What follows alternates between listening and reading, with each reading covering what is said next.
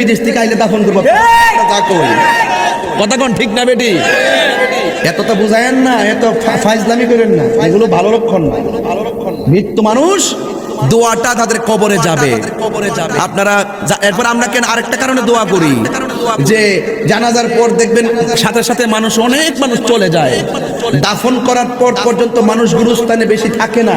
এই জন্য আমরা বেশি মানুষ থাকা অবস্থায় আমরা দোয়া করি। হ্যাঁ, তবে দোয়া করার সময় কাতারটা ভাঙ্গা করবেন, যেন মানুষ এই দোয়াটাকে নামাজের অংশ মনে না করে। কথা ঠিক কিনা?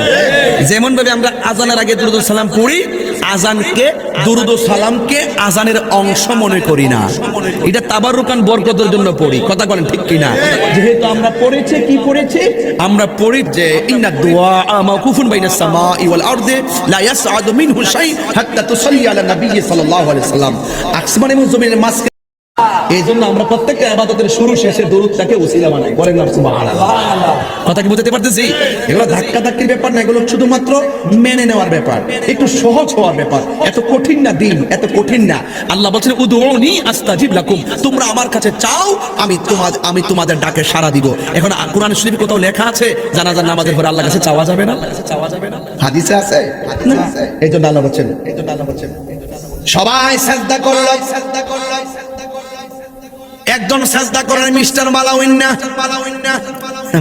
ছিলেন, আরে মালাউইন্না ছিলেন না, ইবলিস চাই।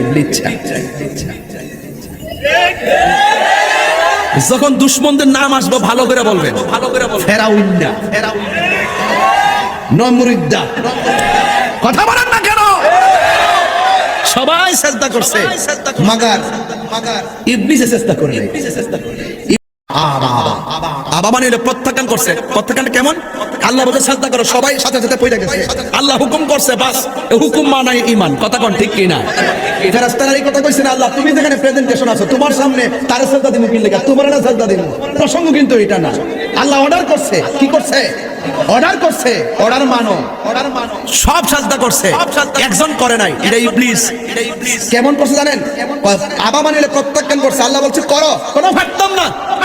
কিছু লোক আছে না, মা বাপে যদি করে ফুট স্কুল যাস না, কোনো যাইতাম না, এই যে একটা ধাক্কা মারে, এই ধাক্কাটা ভালো লক্ষণ না। এই ধাক্কার ভিতরে সেকেন্ডে কষ্ট চলে আসে। কথা বলেন ঠিক কি না?